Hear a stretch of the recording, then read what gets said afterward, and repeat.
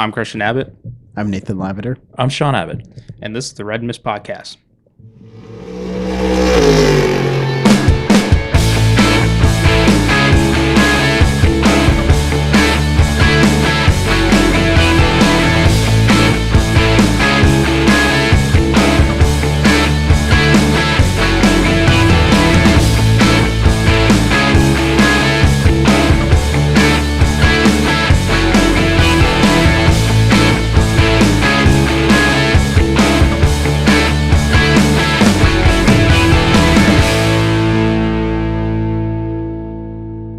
Hello, welcome to the Red Mist Podcast, Season 2, Episode 31.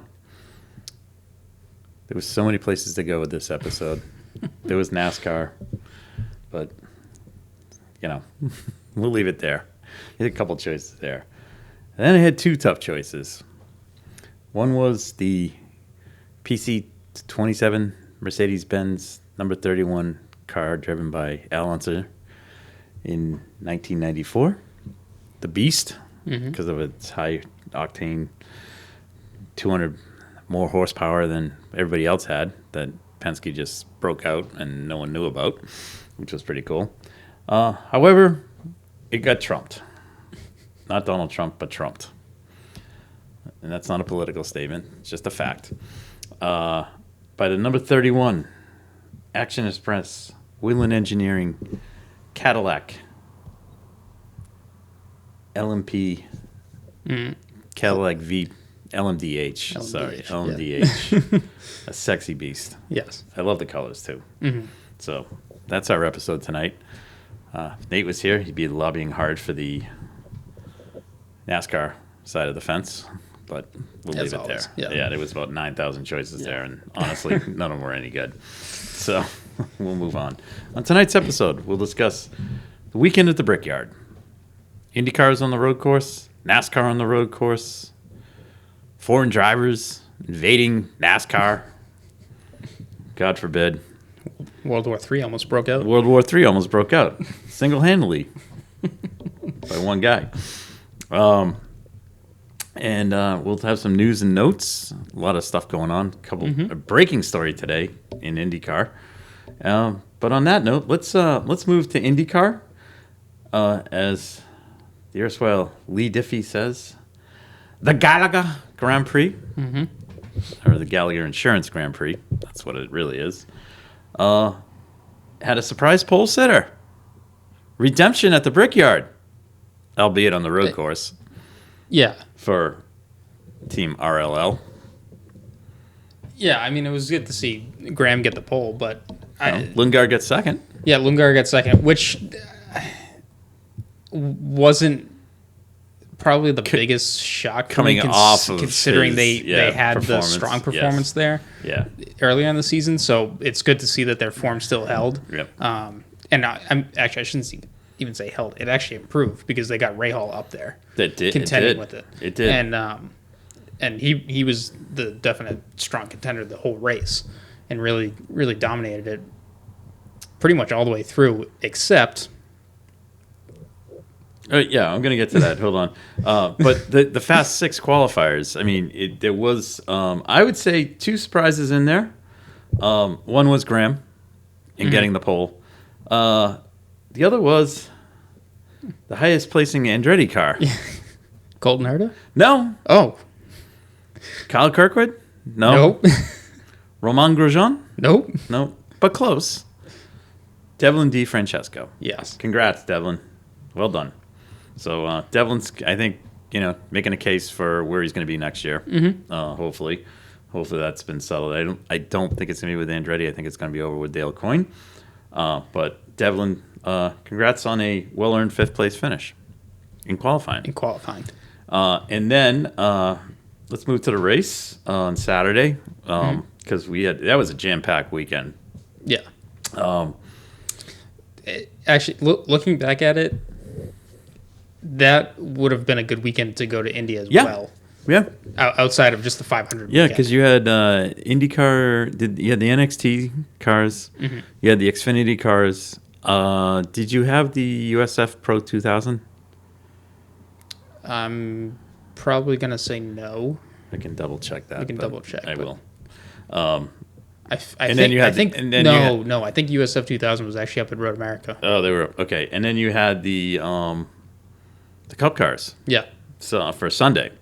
So it was a busy week. Also, if you were, a racing masochist, you could have went to IRP on Friday night, which we would have done because our favorite Kiwi was racing there. We'll get to him. Not Scott Dixon, the other Kiwi.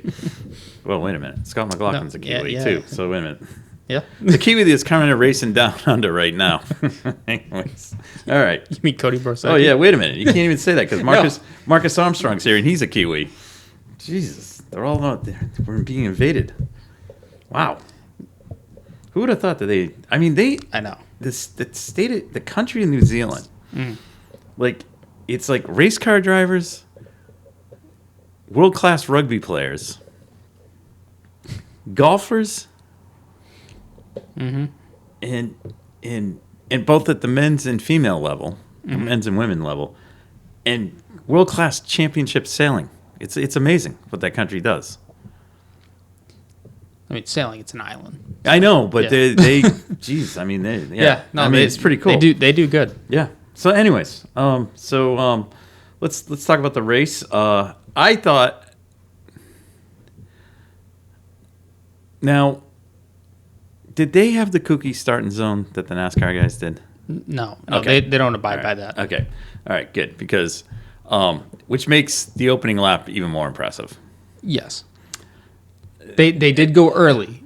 Graham did go early. He went where he could go. Yes. Which is fine. I think what Graham forgot to think was that somebody was going to go past him from the other side of the track. Yeah. It was a hell of a move. Yeah, I don't think anyone kind of saw how far back that Devlin was going to send it. And he sent it cleanly. Yeah. And he firmly established himself in a passing spot on Graham. Graham, unlike team Mercedes in Formula One, did not put his right front tire into somebody. It's right rear. Oh, sorry, left rear. Well, no, left front. Sorry, left front. Sorry, left front into the right side of the car. Yes. And unfortunately, he had to concede the position. And Devlin scampered away. I think, unfortunately, that was tire choice that did that. Because he started on the blacks. Yes. And it took a bit for the reds to come up, but once the reds came up, you were doomed. Or did he start on the reds? You got that the other way Oh, around. he started on the reds? No. Devlin started on the reds. Oh, okay. Graham started on the blacks. Okay, yeah, and the blacks were... That was the... You didn't want to be on that, but that was the tire to start on, I thought. To get rid of it. You wanted first off, anyways. Yeah, I mean, the way the race played out, it really didn't make a difference. Unless you're ultimately the winner. Right. Yeah. So Devlin scampered off. And then we come to the infield portion, and we have a kerfuffle. Second lap. No, it was the first lap. No, it was the first lap. Oh, no, sorry. I'm thinking the NASCAR race. NASCAR race. Oops. First lap. Palou gets a little squirrely. Yes. Dixon gets punted up from behind. Marcus Ericsson? Ericsson's involved, and then Joseph Newgarden. And Jay New and Roman, who somehow put the brakes on and stopped. Unfortunately, Jay New went up and over, and not up and over like not that. up and over, but not up on the nose, and then ripped the nose off his Yes. car. Which then, by the time he was extracted from that mess, he not him out of the car, just his car pulled off the other car, off of Ericsson's car, right? Yes. He lost the lap. Yeah. And, from that point on, the kind of race was wrecked. Yep. Somehow Ericsson didn't lose the lap. Was it Ericsson or Armstrong? Might have been Armstrong. Oh, you know what? It was Armstrong because he lost the lap. Yeah. Sorry. There's too many. You know what it is? There's too many red and white cars. Ganassi needs to... Armstrong's paint job changes week to week. Week to week. Because Ericsson's is the Husky car. Yes. That's why I thought it was his. Sorry. And then his first name's Marcus. But anyways, so that was kind of entertaining. Got to kill Jay New, though. And might have put an end to his run. Yeah, especially... He needs to bounce back with a win at Gateway and then have Palou hit trouble and not finish. Well, so he can... I mean, I'm just going to pick Jay New to win because he's won every oval up until this point. So he's the obvious pick to have. And if it's not going to be Jay New, it's probably going to be one of the Penske guys. Yeah. And then, another person that kind of caught up in that mess was Colton Herter. He got a flat. Yeah. So he had a pit. So that kind of wrecked him a little bit because he was then chasing track position the rest of the race.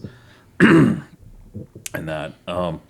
But up front, kind of the race kind of settled down a little bit. But there was a car that was sort of involved in this incident who got hit from behind, who made a pit stop early. Care to guess who that might have been? I don't know. It seems like every big name got hit in this wreck, so we should go with another big name, correct? Yes. Care to guess? It's not Scotty Mack. No. It's not Will Power. No. He is from down under. I mean, he is from down under, so that must And be Scott Dixon. It wasn't SVG. No, Yes, we're talking Indycar. it was Scott Dixon, who, with the kind, just once again Ganassi with just some oddball strategy move here, pits him, knowing that what's he do better than everybody else? Save fuel. And it's bird outside. Keep going. Are we at the Masters? Yes. Oh. I don't know. I guess just continue. Yeah, it's fine. Anyways, that kind of set the stage. Meanwhile, up front, Graham and Pato were having a pretty spirited battle, along with Alexander Rossi. Mm-hmm. Lundgaard was kind of in the mix there too. It was interesting. Yeah. They were really, and Will Power actually was in this too, along with Palou.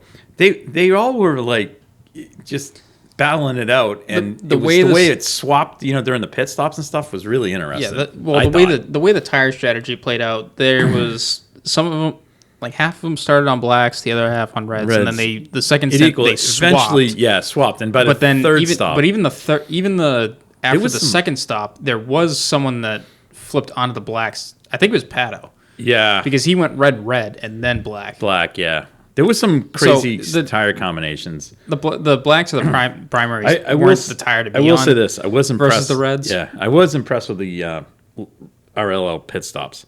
They got their guys out quick. Yeah. So that was pretty entertaining. But as kind of the race kind of wore on, there was a car that just sort of came up through the pack, and suddenly he was there. Methodically. Suddenly he was there. Mm-hmm. And then they made another pit stop, and Graham apparently knew it was all over at that point, is what I read in the interviews. He knew it was all over, apparently, when he heard that he pitted on lap 5, like early on the race. He was like, yeah. So, and he caught Graham past him. Then he pulled away. No, he didn't pass him. He passed. Yeah, he did. He passed him to get the lead. No, in the pit stop cycles. Yeah. Yes. Well, he passed him in the pit stop cycle. Got the lead. Not an outrageous amount, but manageable. Of course, in his world, that's managing fuel, making fuel. Yeah. And, Graham's pushing hard, and, and he's eating up the power to push the pass. And Lee Diffie's like, he's going to catch him. And it was like, no, he's not going to catch him, Lee. Well, by the end of the race, he did. He caught up to him, but I don't think Dixon had enough in reserve. No, and even when everyone was alluding to Dixon somewhat pulling something off, you could tell he was going long early on in the race because he had like 150 seconds to push the pass out of 200, didn't and everyone else only had like 60 left. I know. So you could tell he was saving to not... He was running a lap time that would keep him competitive, not use the push to pass. And at the end of the race, he had enough in reserve and won the race. Right. Good on Graham. Rossi, I think he kind of fell victim to a little bit of the tire strategy on the McLaren side of the fence.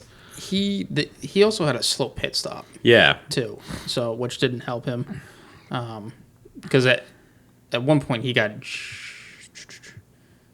shuffled down a bit. Yeah, I can't remember if he stayed out. It might have been a combination of him staying out a lap longer than Pato and Lundgaard. Yeah, and Scotty Mack, I think it was just bad strategy call all around with Penske there, on his car. But Lundgaard with a 4th place finish, that was a good 4th for him coming off the win. Mm-hmm. Rossi, a 5th, a top 5, take it. Kirkwood was 9th and Ericsson was 10th. I don't know. I don't have anything more about the race there. I mean, it was outside of watching the strategy with Dixon, it was actually an overall uneventful race. I mean, other than the first lap. If Dixon wasn't able to pull the strategy that he did, Graham walked away with it. Yes. Him and his team did everything right that weekend, and the only thing that could have gotten him was a Dixon strategy, and that's and that came to fruition. Right. So, obviously, congrats to Dixon and Chip Ganassi, because that's the only guy that can do that in that field right now. Yeah. And he consistently does it every race. So and it's not just to get a win, but to just even salvage some to just maximize any painful situation, that they're able to make the most out of nothing. Right. On the points front, Palou is 101 points ahead of new second place man Scott Dixon. And we have 3 races to go. Yeah. I'm not so sure. I don't think Dixie's going to get there, but no, I don't think. But the fact that he's drug himself up to second is pretty impressive. Yep. So we'll see how that goes. Newgarden remains in 4th, third. 4 markers behind Dixon. Mm-hmm. Scotty Mack is 4th. Pato, Quick Hands Pato is 5th, with Ericsson 11 behind him. Yeah. Will the Thrill Power is 7th. Lundgaard is 8th. Kirkwood 9th. Rossi 10th, and Herter is 11th with Grosjean 12th. Mm. And Graham has pulled himself up to 14th. All right. So, don't know if a top 10... It's going to be tough. I'm trying to look at the top 10 here. Drivers that could run into problems. Never know with Lundgaard. Never know with Kirkwood. Will, if he gets his earbuds. Yeah. So that rounded out. It was a pretty good, a good race. A strategy race. No, and good. Didn't see any, nutty incidents, things like that. So other than that, freakish one to start there, but that happens. So I mean, that wasn't really that's a pinch point down there. Mm-hmm. When we walked the track at Indy, that corner, mm-hmm. It's you're coming down, a straight there and then making a left and then a right. It's 90-degree hard. Yeah. Hard braking zone. So that was pretty good. Diffie got all jacked real early in the race because Power basically was trying to pass somebody. Took the outside and car lifted. It didn't get. And Diffie thought the thing was about ready to become a 747. It was. I mean, it got in the air. It got in the air, but it was. But yeah. It's just the over dramatization from the NBC Sports announcer. It was a bit much. Anyways. People like it. Yes, I guess so. I don't really need it. I don't think anyone needs it. So we're off to the Bommarito Automotive Group 500. Gateway. Worldwide Technology Raceway. Yes. How many names can that track have? We got, that's what, 2 weeks? 2 weeks. End of August. End of August, the 27th. Not much racing going on this upcoming weekend. No, and this starts a string of the final 3 in a row, 3 weeks in a row. Yeah, because we have to be done before college football and NFL football starts. Right. Which I don't understand, but anyways, so that should be fun. Yeah. All right. Let's move on to the other part of the weekend. NASCAR. And we actually had a sponsor that I know this weekend. The only problem was Will Power wasn't in the race. Who was it? It was the Verizon 200. Jeez. She had Will Power in the race. Yeah, they should have. Yeah, it would have been another person. Did they wrap one of the cars in Verizon? Or one of the Penske cars? I don't know. It was hard to tell because the only Penske... Well, no, I did see Cindric's car. And, I saw... I saw Logano punt Blaney. Who didn't he punt? He was... We'll get to him.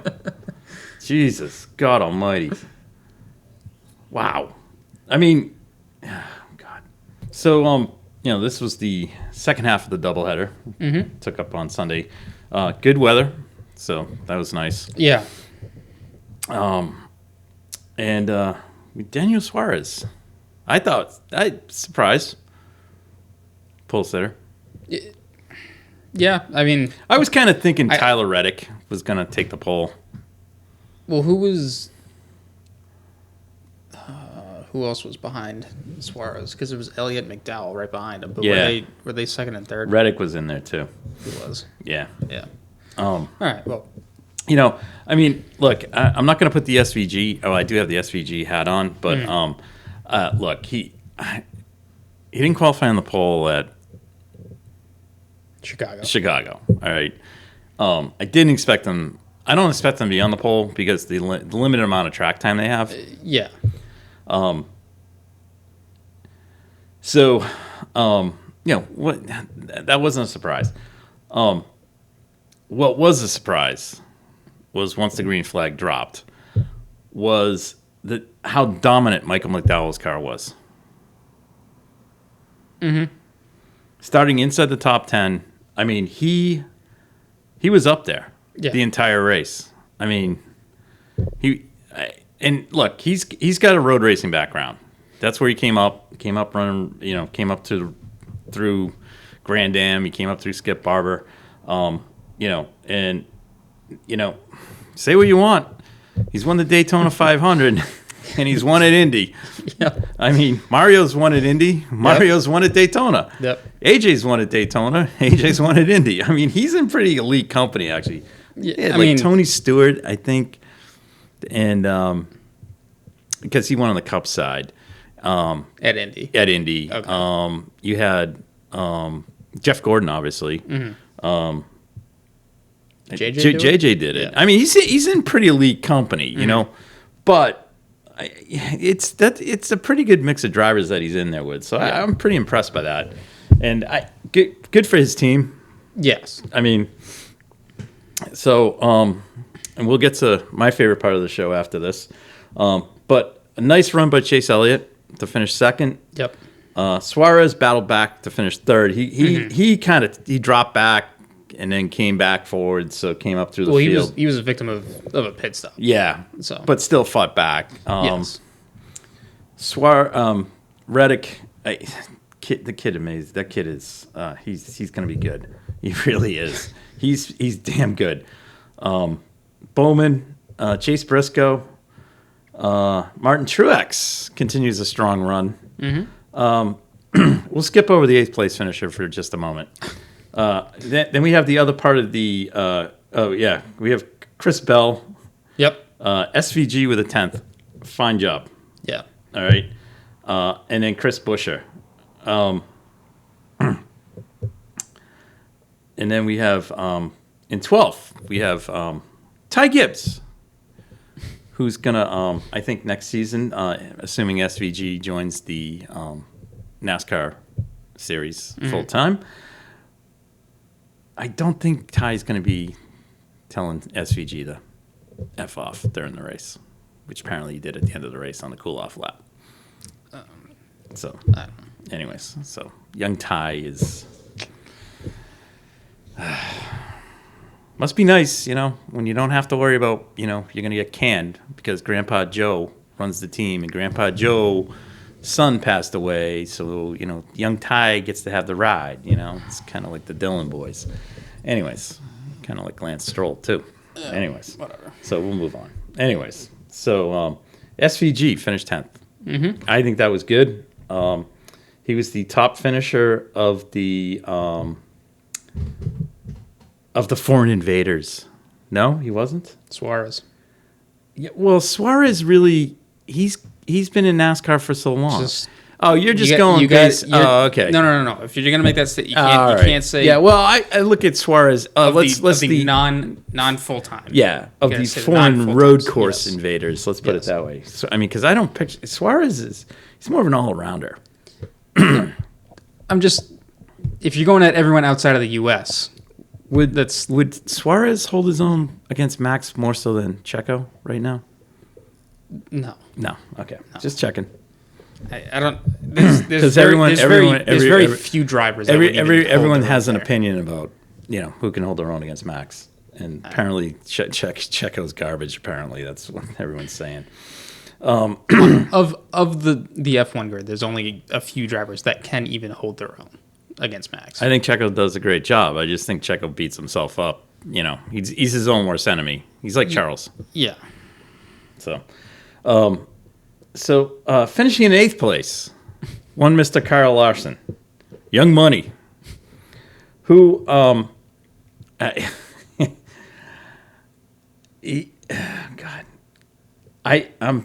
the only thing that kept him from running everything was the fact that he had to go to Knoxville and run the Knoxville Nationals in his World of Outlaws car.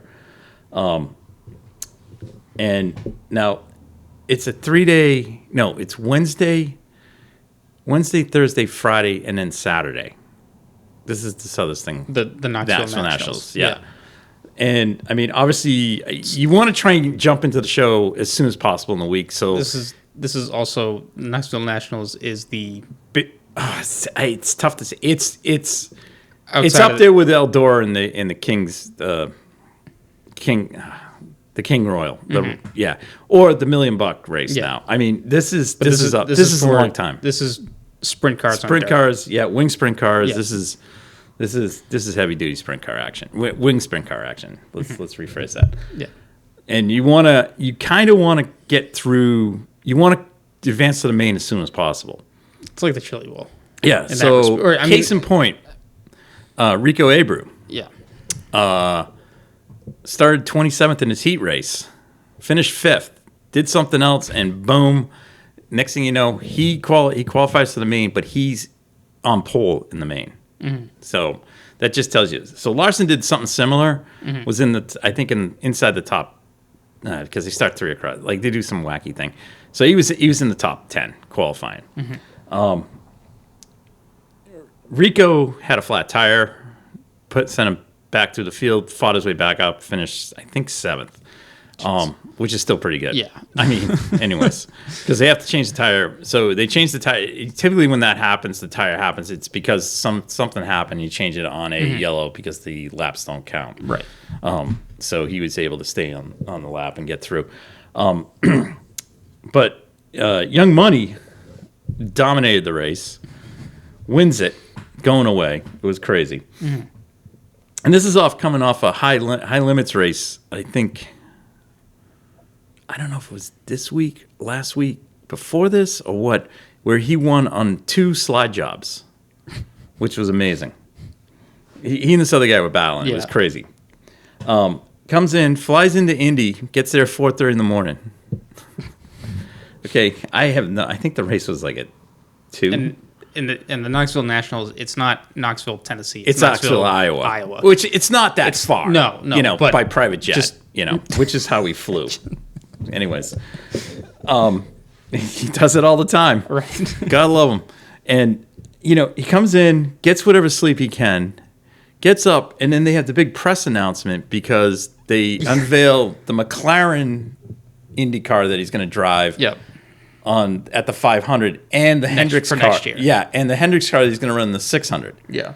This is for 2024. Yeah. Now, has anyone checked the schedule to see if there's a sprint car race at some point? Oh, God, there is, because he'll probably be over at IRP or something. Yeah. He'll probably run Anderson the night before. Why not? Hey, run the little 500. Yeah. I don't have enough going on there in my life.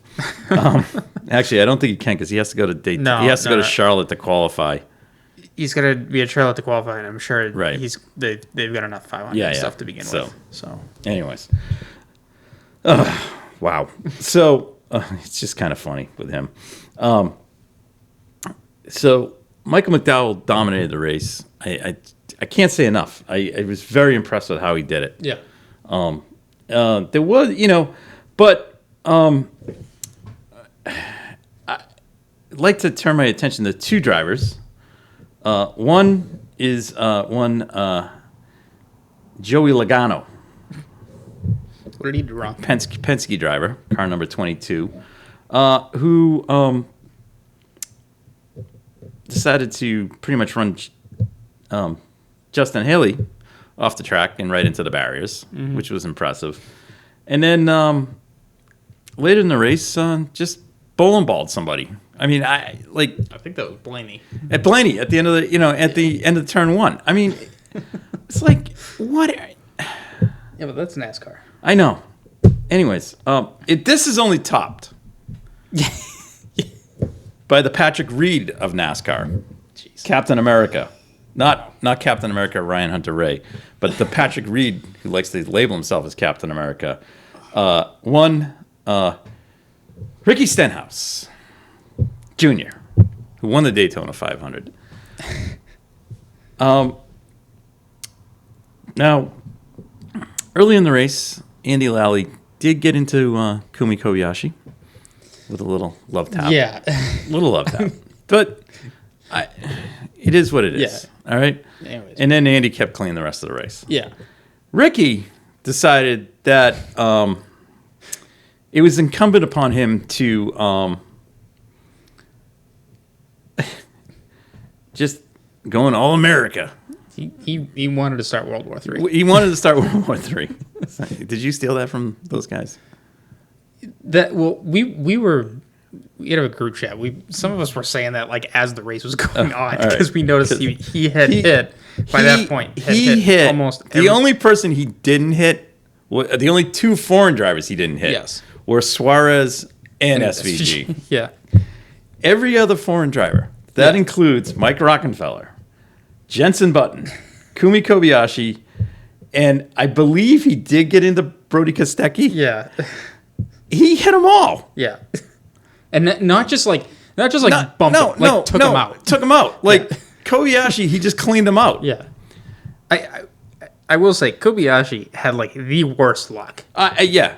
Because I think he got hit and spun 3 times. Hit and spun 3 times. But he still wants to come back. Oh, yeah. Which is fine. I'm all for it because I like Kumi. He did have a good dive bomb into turn 1. Did he cleanly pass somebody? No, he pulled out, or there was a train of 3 cars. The car in the middle went to go make the pass, and then Kumi was trying to make the pass on the middle car there, but as they all went successful? in there, no, he outbroke himself. Damn it, and lost it. But it was a good attempt. He probably thought he had that 8,000 pounds of downforce that he has with the Toyota GTP car. I mean LMH car. So, but So General Patton Stenhouse, jeez, I mean, good Lord, guy. Like he's put like the butt of jokes like everywhere. Like what was that door bumper? I don't know. Whatever. Clear. Door bumper clear is that podcast on Dirty Mo. Oh. Those guys. Christian showed me the video that they had from it. They were just chucking it up there. It was awesome. I mean, it was like everyone realized what he did. He took everybody out. So, I guess every time he hit him, it was probably for America. All right. Well. It only earned Ricky a 25th place finish, and he's still locked in. Yeah. The only one that had a crap race was the Dinger, and he threatened bodily harm on somebody. I think it was Blaney that he got into. or Blaney got into him. something. I think that's So he said he was going to take him out, and that was on the radio, and that got caught on TV. So that was entertaining. I do like that kind of stuff. Takes me back to Kenseth taking out who did he take? Oh, Logano. Oh. Yeah. Nate's man, Bad Brad, solid 20th finish along with Denny Boo Hamlin. Mm-hmm. So, wow. So as we switch over to our my favorite part of the program, the NASCAR standings. This is awesome. This is so much fun. Well, I didn't realize it after. Where were they before this race? Anyways, Michigan. Oh, Michigan. Yeah, The Firekeepers Casino, not the Firecracker, but the Firekeepers Casino. I didn't realize going into this that there will be one points person one driver that gets in on points. There will be one person on points. Oh, because we're only going to have if we have two more winners. Yes. Yeah. So that points person right now is Harvick. Yes. Bad Brad's only 2 behind Harvick. Yes. Well, we're going to Watkins Glen next. Right. Bad Brad's not going to. And then you have a wild card of Daytona. But Bad Brad could he could plummet. So it really comes down to Keselowski and Harvick, because the next guy that's potentially in it is Darrell Wallace, who is 40. He's 100 and something, 111 points. So he's got a tough road to hoe there. I mean, him and who's below him? Oh God, it's no, it's Suarez. So I mean it's really Harvick and Keselowski. So Keselowski needs to hope that there aren't 2 more winners in, because then that would bump him unless he gets ahead of Harvick. So our next race coming up this weekend is the Go Bowling 120. No. It wouldn't be. It's Go Bowling at the Glen. They just call it Go Bowling. Okay. Why don't they call it what it is? I don't know. Anyways, so now this is where it gets interesting. This race here, I'm surprised. Well, I know why it's not doing it. It's because he's got a supercar race this weekend. Watkins Glen, that could be a track where SVG could win at. Mm-hmm. Okay, just saying. I think any of the road courses he could win at. The short, tricky stuff he can win at. Yeah, I mean the Chicago race was the best scenario he could be in. Sonoma, he could win at. Yes, he could. But he's at Chicago. It's a brand new track, so not only does no one know the track, but no one really raced on street courses other than him. Right, they don't do street. They've never done street courses. Right, sorry, NASCAR. Yeah, NASCAR, and they rarely ever do race in tricky conditions. So SVG had that. All the stars aligned. Yeah, pretty much all of them aligned, and so for that to happen at Indy Road Course, they've run there before. Everyone has a setup, and it's some experience to go with there. Yeah, and it's not like these guys stink at road courses either. Like they've all gotten better. They've all gotten better, especially because they've just added so much more. Well, and also the car courses. For them, the car is more compliant to road course racing than the older cars were. Yeah, but this race here, this really, like, honestly, the guy that could really muck this up is the Dinger. Yeah, and I'm expecting him here to do quite well. Chase Elliott, another person who could do really well here. Austin Cindric, he's run here many times in the Michelin Pilot Series, could do quite well here.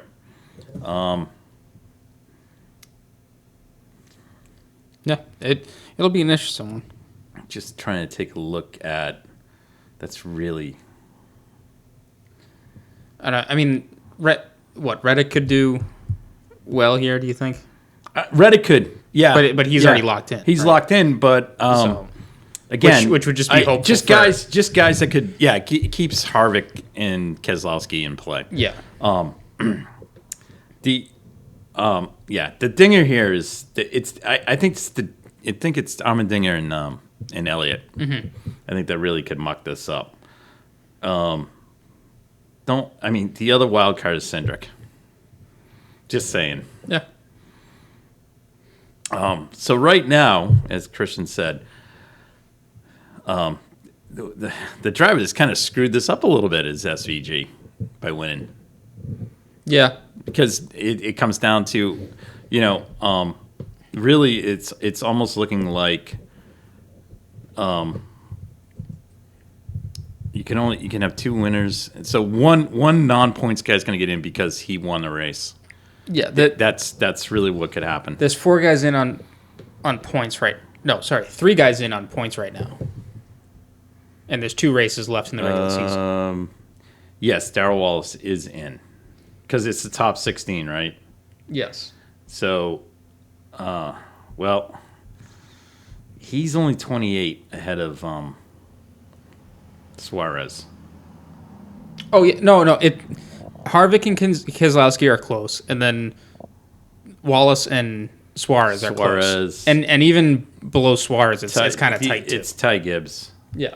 I just the 2 guys I'm keeping an eye on this weekend are definitely Elliott and Allmendinger. Does JJ or does I don't even know his name? Does Haley have a win? Haley does not have a win. He did. Okay, so if SVG didn't win, Haley would have had a win. That's correct. So that would have really So and even if Haley didn't win, Elliott was right behind him. Right. So I mean, right, and Elliott finished second here. Third. So say McDowell launched the motor. Right. If he launched the motor, then you're looking at McDowell and Allmendinger potentially at Watkins Glen. Right. I mean, even if McDowell or Suarez didn't have the pit stop issue, he would have been up there too and could have had a shot to the win. I just like it I just like the fact that we had so many different winners that they've locked in, and that it's basically the only interesting point is to see which guy might get in on points, but SVG secured the spot that one guy on points will get in potentially. Yeah. And Daytona's going to be a crash fest. Mm-hmm. Glad I'm not. I won't be. And that's and that's stage racing too.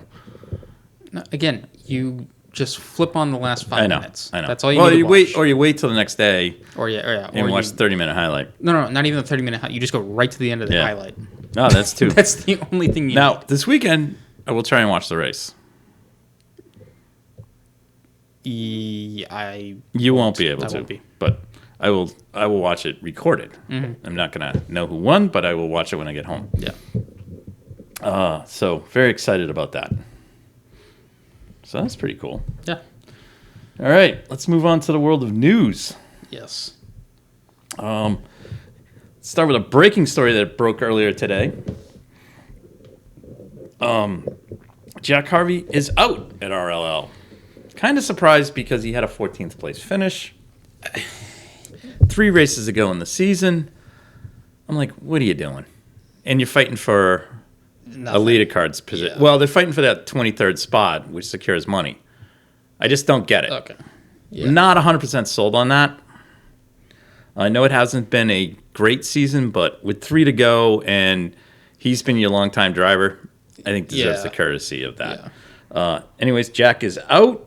Connor Daly will be stepping in at Worldwide Racing Technology, or Worldwide Technology Raceway Park, otherwise known as Gateway, for the race. And for the remainder of the season, right? No. It's TBD for the last 2 races. Yes. So the person that's kind of holding the key to the rest of the season is really if and when Pagenaud comes back. Yes. If Pagenaud comes back, they don't expect Pagenaud coming back this week because it's an oval. Mm-hmm. It makes sense. Because they go to 2 road courses after that. Yeah. I think it would probably be safe to say that he won't be back at this race. Mm-hmm. Had he raced at Nashville, I would say he would race this weekend. If that had happened, I think you would have seen Linus Lundqvist in this car. Because Linus did test with RLL early in the year, was very impressed. They were impressed by his test. That did set a lot of speculation off on whether or not Harvey was going to be back next year. The question right now is, if Pagenaud's not back, is he? It puts them in a tough spot because they already made their bed with Helio, which I don't get.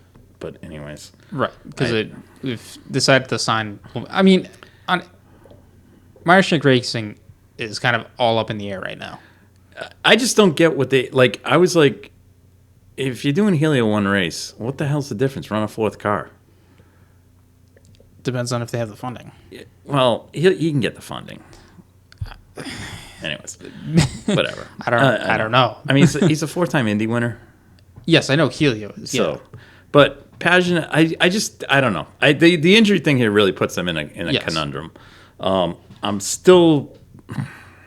100% sold on Blomqvist. In IndyCar. IndyCar, yeah. Yeah, I mean, we'll see. Give him a year and see what he does. See what happens. So after Gateway, they've talked about two drivers potentially filling in. One is, and this is for who? This is for, well, Daly's just going to drive a W whatever. Okay, so just to recap, Connor Daly is subbing in for Harvey. Jack Harvey at RLL. RLL for the Gateway race. For Gateway only. Gateway only. Trying to find out. Over at Meyer-Shank, it's probably going to be Lundqvist for this race. For Gateway. They haven't announced that yet. Yeah. So one of the drivers that they did test as well as Yuri Vips. Who? Let it RLL. RLL. So he's been tagged along with another driver. I'm not 100% certain they're going to do that. I have a feeling it's Toby Sowery and Yuri Vips. I couldn't tell you who Toby Sowery is. Is he the Formula 2? Formula what? I know who Yuri Vips is. Yeah. But if you're in the running for this points thing, I think you kind of wait and go, is Lundqvist going to be available? If he's not, just put Connor in the car. Yeah.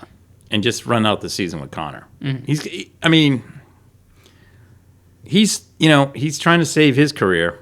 Yep. He hasn't done anything dumb. He's finished the races. He got put in the back of the field at Mid-Ohio. He got the car through. He finished ahead of Helio. So, I mean, I would just go that route. Worry about the two guys up front. See what happens. And, with this guy, at least you got a capable hand to put it in. I mean, two rookies in the car, and you're worrying about this, 23rd spot, which is worth. Hold on a second. It was right. Oh, I just had it. It's worth a pretty good chunk of change. Like $1 million at least. So yeah. Oh, 910 for the top 22. So they're 23rd. Oh, okay. If you're 22nd, you got about 900 G's. Yeah. Which, whatever that does, that's good. So we'll see what happens. In that, obviously, wish Jack the best of luck in the future, and then hope that Simone is okay as well. Also on the injury front, like to send thoughts and prayers to Jordan Taylor, recovering from hernia surgery. He's healthy. I'm not laughing at that. I know. It was just separate. There was the two social media posts were pure JT, absolute classics. Corvette factory driver. Oh man, I know they must just Anyways, oh hey, let's see. That's like the only other news was on the front in the European Le Mans series. Yeah. We had Philippe Albuquerque's going to be pitching in for somebody, and then Jack Harvey. For Jack Harvey. So because he can't run because he's got to run the IMSA race. So All right. Well, that's VIR, right? Yeah. You're forgetting the saga that continues, which is Palou's contract. Oh yeah, that's the big. Sorry, jeez, that was the elephant in the room. Yeah. So, and Chip spoke. Yeah, made a very good point. Yep. Zach spoke, and I think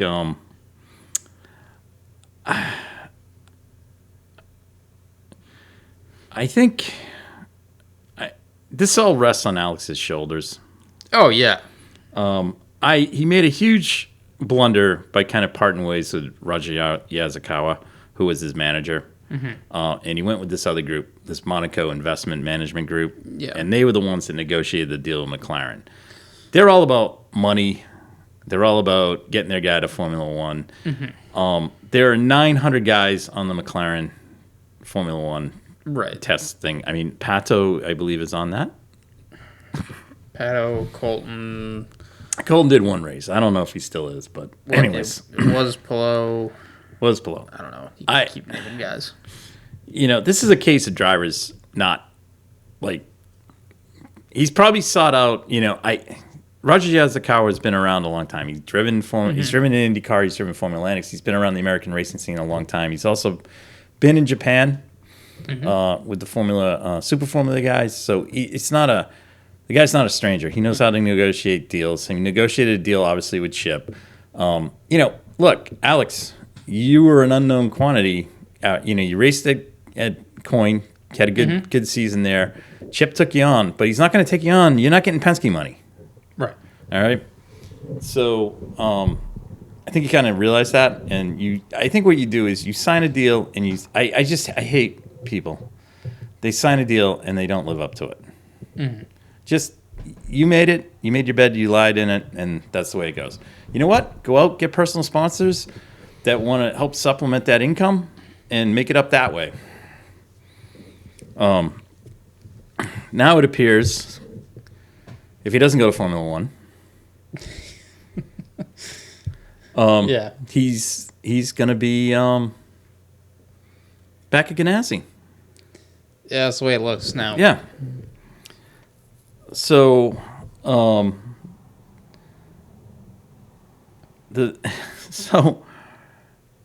what's that, like, McLaren, like, so we don't know if Felix Rosenqvist is out. No, I mean, could Ericsson be going to Shank? I don't know. That's the one I don't get is, if he was out there, if Ericsson's out there, why didn't Shank go get him? That's the thing I don't get. Yeah. Anyways, instead of, you know. Well, you definitely got to pay Ericsson enough to get him but off. But also, Ericsson could be going to Andretti. We don't know. We still don't know. Yeah, I was gonna say IndyCar silly season is a lot of unknowns right now. Yeah, it really comes It's not going to resolve itself over the next 2 weeks. It really resolves itself at Laguna. Yeah. So, I don't know. It'll be interesting to see where guys move and if they do want to move. I mean, right. Yeah. It is interesting. I mean, it was funny. Chip put a comment out there, which I thought was pretty profound. And it was definitely a shot across Zach's brow. I mean, you know, it's like, you're not smarter than me. You know? I mean, Chip's not going to go throwing stones at Roger. No, God, no. So I think Roger gives him some respect. Now, Zach has a lot of respect for Roger, too, but, I mean, it's like, I don't know what Zach was thinking. You know, it's like, well, I'm going to pick on the second guy. I mean, I'll be honest.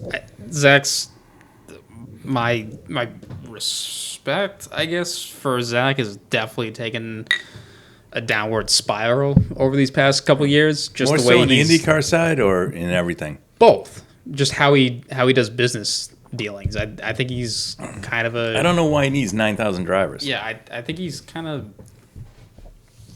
I think he's shady. I don't think and he makes up he's a marketing guy. Yeah, he makes up his, or he changes his mind. Yeah, day in and day out. Yeah, that's kind of where I'm Chip's going a straight with that. shooter. Yeah. You know, look, you don't do it. Chip cans you. Chip likes winners. I think Michael's the same way, but I think Michael has these huge plans for his team, and sometimes I think he gets lost in the forest sometimes. Mm-hmm. That's just my opinion. I really, he's got a guy paying for a car. Mm-hmm. Okay, fine. DHL likes Ramon, so yep. I mean, they liked RHR, but yeah. But hopefully, I don't know. Hopefully things work out over there. Yes, I would love to see Ericsson go there. I think he'd be a perfect complement over there. Mm-hmm. Possibly he goes there and Ramon has gone somewhere else. We don't know. I mean, his contract is still up in the air too. Right. Well, because Ramon is still doing LMD he's Lamborghini. He's the Lamborghini driver, but could he be going somewhere else car. too? Yeah. Don't know. I mean, there was an interesting photo from the week. Chip was talking to Michael.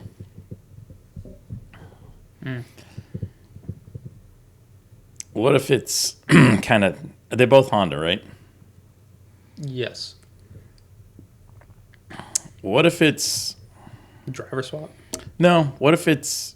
What were you guys at with the Formula One thing? Oh, yeah. Because guess who's got a driver that's got super license? Mm-hmm. Yeah, could be. Never know. Colton pulls one out of his hat next year. Wins the championship. He gets the license. Now you got two guys. Actually, yeah, that's a good point. Maybe it's not even Palou stays at Ganassi. Maybe it's Palou in with an Andretti F1 ride. Well, yeah, maybe they're parking him there. Yeah. I don't know. Again, every time we speculate, these things come up. So stay tuned. We just throw it out there. Yeah. And then other people grab it So, anyways, that's that. Yeah. IMSA, Christian, you want to give us an update on this calendar, which we kind of skipped over last weekend because we got caught up in a whole bunch of racing stuff. Before we get there, Meyer Shank and IMSA. Oh yeah, is kind of up in the air right It's now. Up in the air. So because they've signed Bloomquist. Bloomquist going to IndyCar. That leaves only Colin Braun. Now, the reportings earlier was that both Acura teams were going to expand to 2 cars each. They had hoped to. Yeah. I mean, it definitely looks like Wayne Taylor will be doing that. I'm not 100% certain that Shank was ever gonna, but... Well, the issue right now is the way Daytona went. Well, the issue is Daytona. Now, I'm not going to say... If Daytona didn't happen, okay? Yeah. I still don't think Shank is going to be 2 cars because they got X number of resources. Mm-hmm. IndyCar is obviously a priority, as is the sports car. Now, a 1-car sports car program, much easier to manage than a 2-car sports car program with 3 Indy cars. Right. Okay? Or whatever they run. My thinking on this right now is... I think HPD is putting the screws to them on the sports car side. Mm-hmm. There were a couple people that have left the sports car team. Mm-hmm. In addition to the rogue guy that did this whole thing, mm-hmm. he's been banned from IMSA. So I think the thing is they kind of told him. I think what Honda's like, well, you come. There's a budget that they're looking for. All right, so they're probably going to tell Shank, you're going to run it on this budget, whereas Wayne Taylor's going to run it on X, which may require Shank to go get a pay driver or a driver with funding to team up with Colin Braun. Now, my thought is maybe if Simone is not, maybe he steps into the prototype with Colin. Yeah, as a way to bring Lundqvist into the IndyCar. See, this is the piece. Like, I just think I was just like, why? I know Helio's 4-time winner. I get it.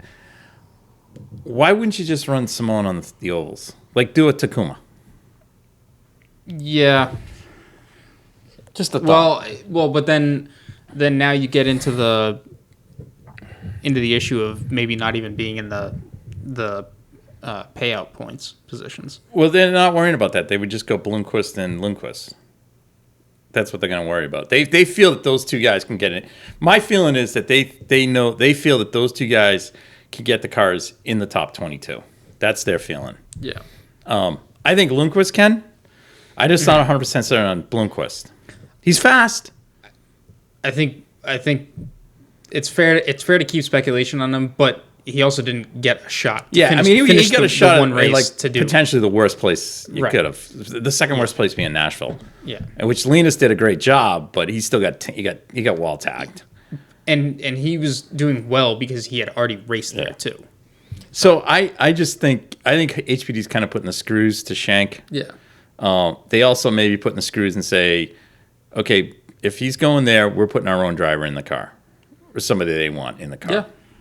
So I think Shank's going to have to fall on his sword on that one. Think it's going to be Ryan Eversley? No. As much as I'd like that, I mean, honestly, like people won't even put him in why don't they put him in GT3 cars? The guy's won in them. Yeah. I mean, whatever. I don't get it, but I mean, anyways, I don't know. I'm curious to see what's going to happen. I don't really. I mean, can you go and get another Porsche? Yeah, it depends on what Porsche is. You're not the thing is you're not a Chevrolet team, so you can't go to Cadillac. No. Could you go the only other thing you could do is maybe they're going to come back to him and say you're going to run GT3 again or GTD. Yeah, they could do that. They could know. swap around their. I mean, look, we don't know who's driving the second Wayne Taylor Andretti car yet. No. So could it be, yeah, that's getting pulled. You're going to be a GTD program. Colin's going over to Wayne Taylor. Mm-hmm. Could we see that happening? Yep. Imagine it was JT and Colin. I was thinking Jordan's my only wild card in it because he stays at Corvette as long as they have a factory car. And because of IMSA's ruling, that does. However, that doesn't allow him to get into Le Mans. Right. So if he's willing to sacrifice they're not going to put him in. He's not going into a Honda, going to Le Mans. No, I know that. Yeah. Well, it depends. Unless they want to get homologated. Look, they're going to do something with him because all the stuff that he did with the Garage 56. Yes. I mean, look, he fits the demo. Yes. On the sports car side more so than anyone. I mean, I don't get why he's. Like, if you're wheeling. Oh, I know. Or even, I hate to say it. Or even Chip. Even Chip. Yeah. I know. He's got a track record. Yeah. I mean, he can do it. He can do it.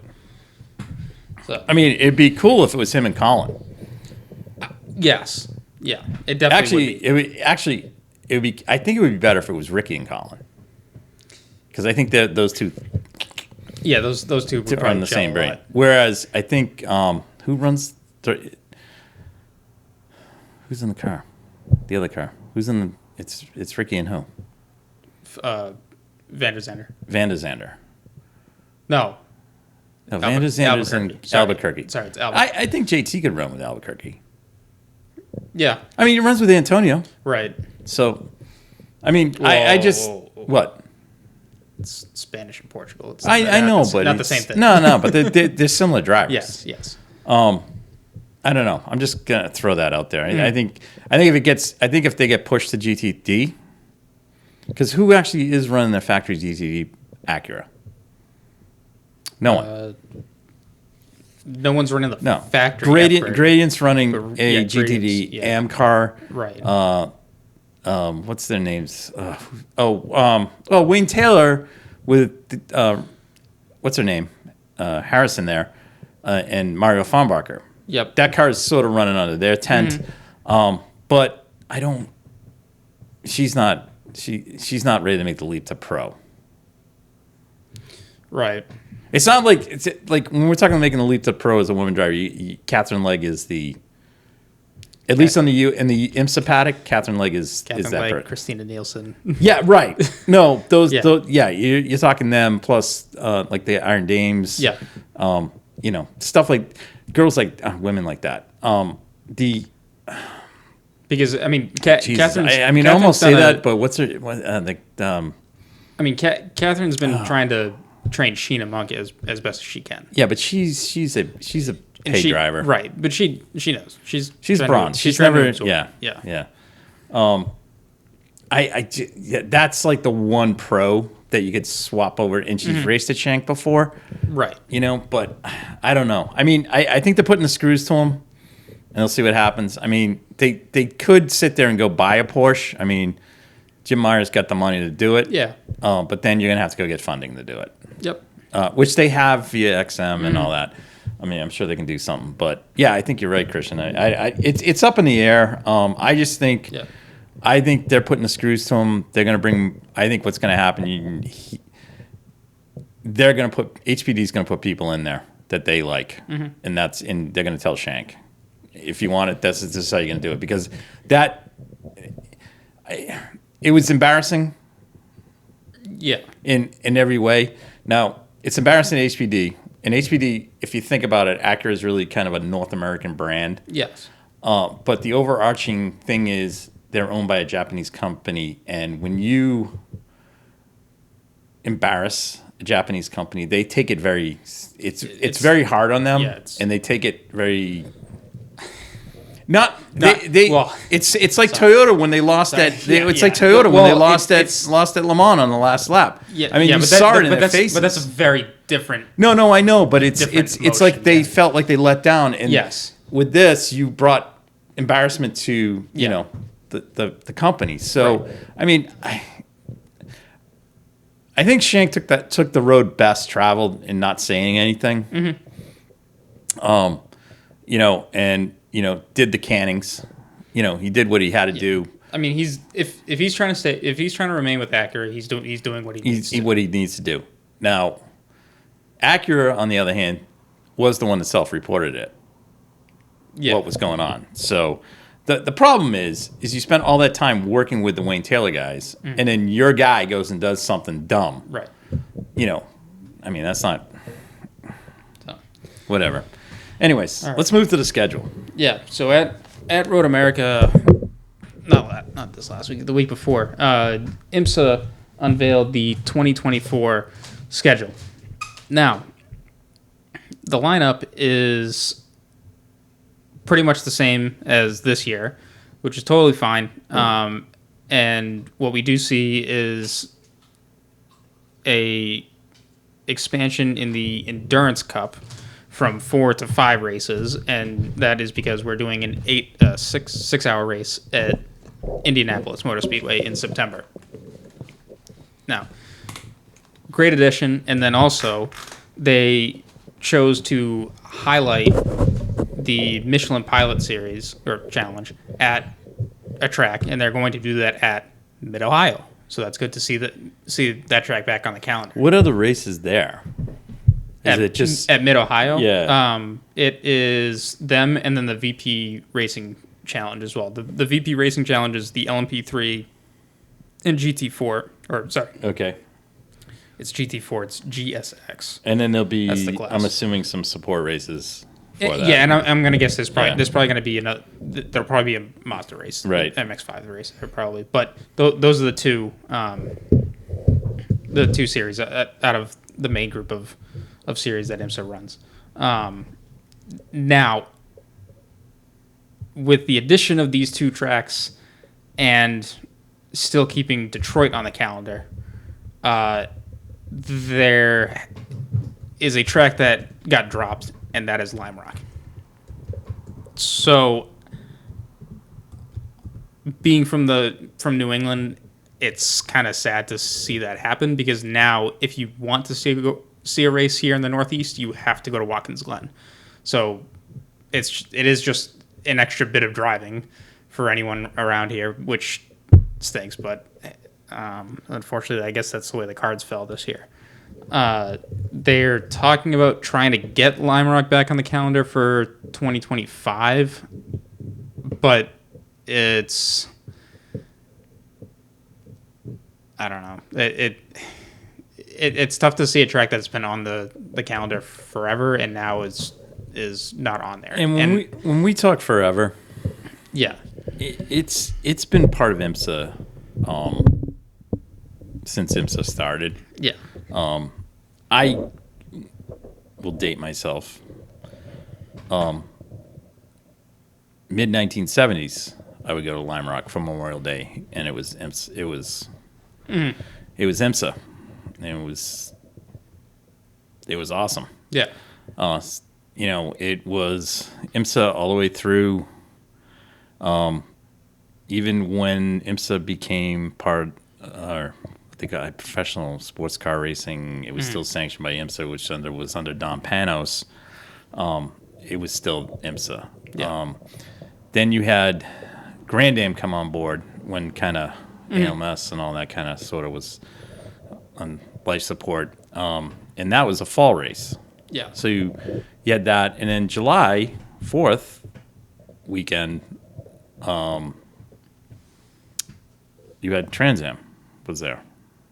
And then it kind of switched around. Trans Am went to Memorial Day. IMSA went to July 4th weekend. Mm-hmm. And then they had SRO and all that. So, this is kind of like, same with the people at Mid-Ohio, when they got dumped. Yeah. So I'm kind of PO'd about it. And I'm not asking for the prototypes to come to Lime Rock. The only way the prototypes come is if they were ever to expand the track. They're never going to be able to expand the track. Right. But the time has come on that. But having a GT weekend there is totally fine with me.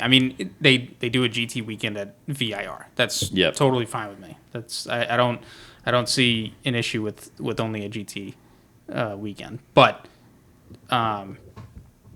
it's I know we've been harping on IMSA and the lack of bringing extra support series to Lime Rock, and I get paddock space is limited in there. But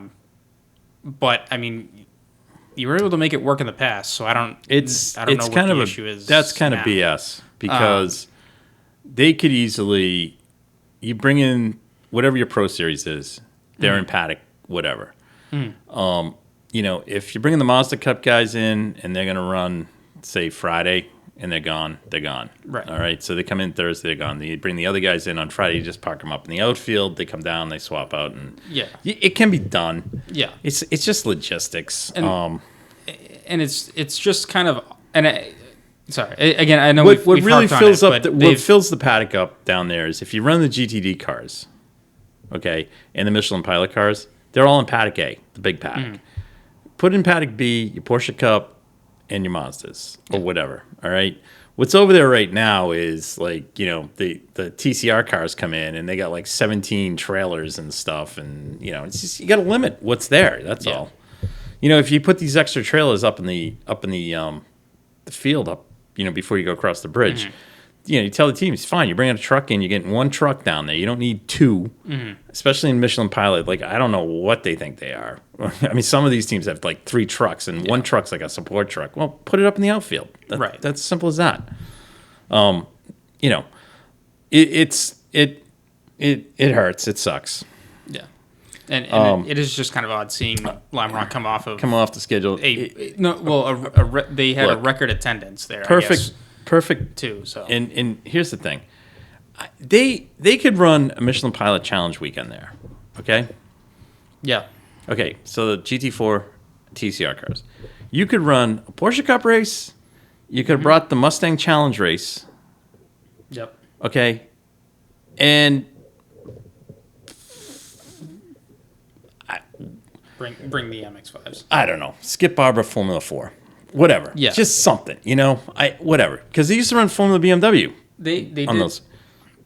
They did the local. Oh, the Mazda, Lime Rock Mazda. Yeah. But whatever. It's doable. Yeah. Okay. They could have. That weekend would have worked with the Michelin Pilot weekend. Honestly, it would work. Along with if you bring the Mustang Challenge and the Porsche Cup, that's enough because you're going to get the PCA club will show up, the folks that want to see Mustangs run. Yep. The Michelin Pilot Series race is a great race. Yeah. All that could take place on Saturday, no problem.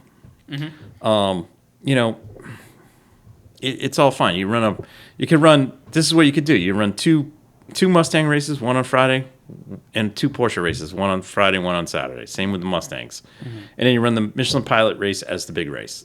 Absolutely fine, not a problem. We draw a crowd. It gives your big teams weekends off, and it's probably less money, to run there. Easily could have been done. So maybe that's what they're looking at in the future. I don't know. Yeah. I mean, bring the support series there. You could bring the Mustangs, the Porsches, and the Lamborghinis there, and it would be. I'd be happy. This year they did bring the LMP3s. Right. You can do it. The LMP3s are fine. Yeah. We love the first one of Lime Rock was the first place the LMP3s ran. Yeah, as a prototype challenge. So it was pretty cool.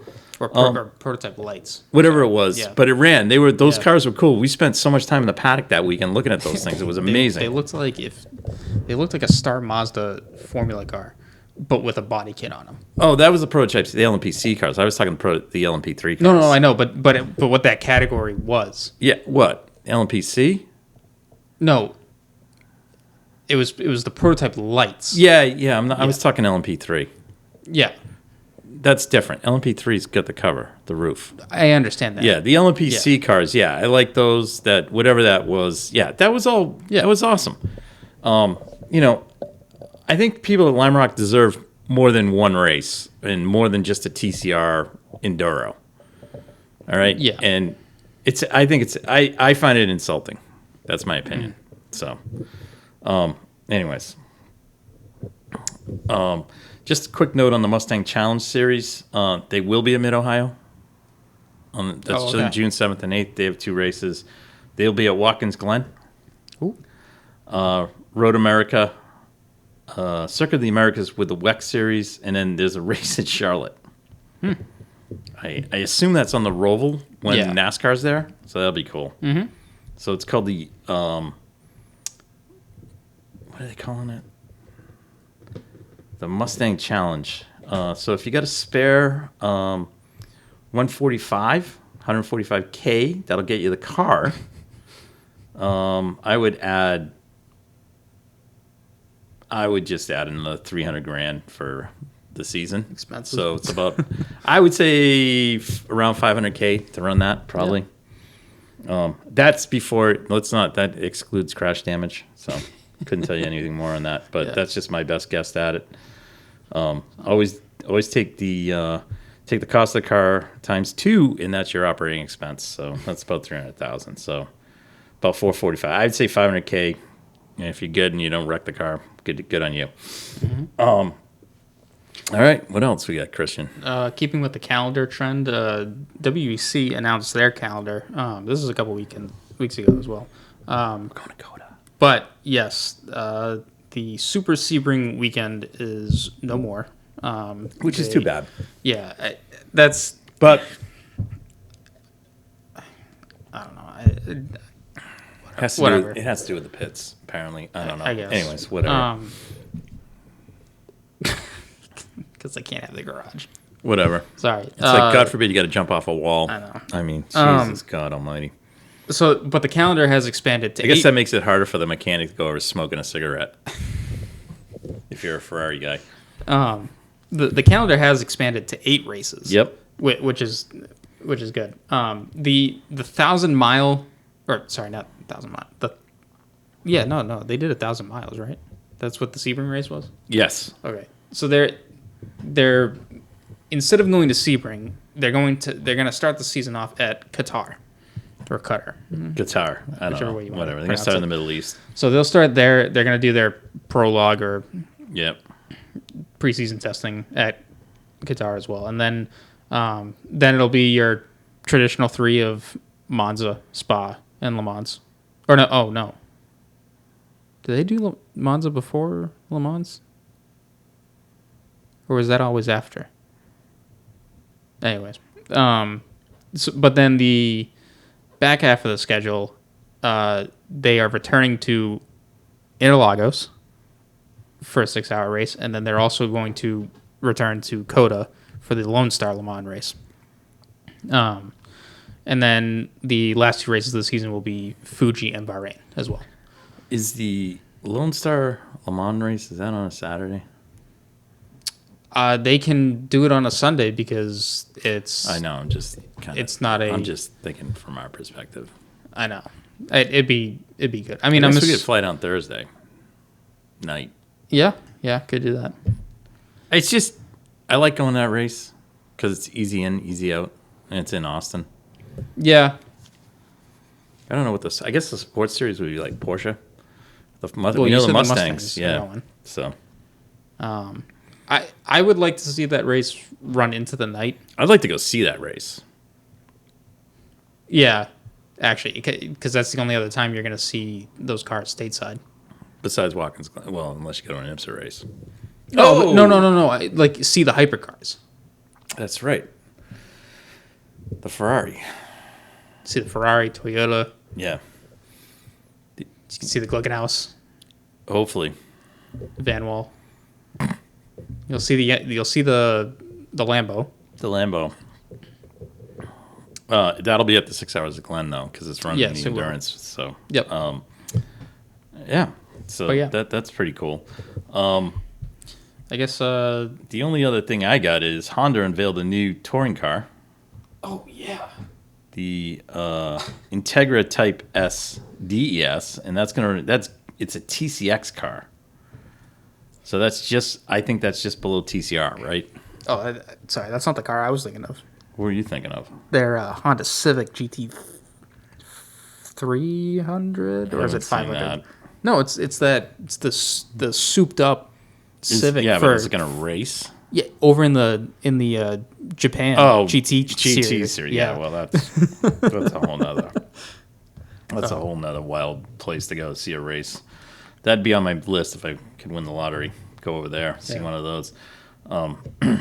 Yeah, this Integra is kind of cool. So kind of cool if it made its way to TCR. I like the Integra. Mm-hmm. What else? That's all I. Oh, the Lambo broke cover and ran. Oh, did we not talk about that? No, I thought we did. They ran a 2-day test at Vallelunga in Italy. Mm-hmm. Car looks menacing in the black.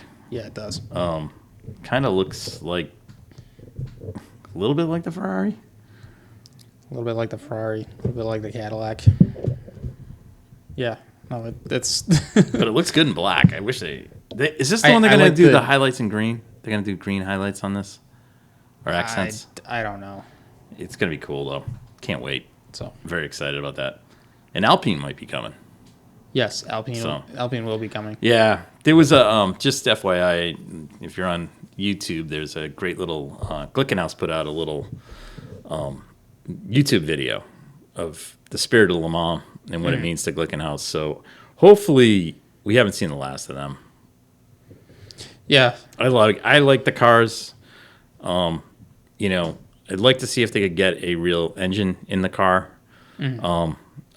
I like the spirit of the team. I like all that. So, I mean, Jim Glickenhaus gets the history of Le Mans. He gets the history of world endurance.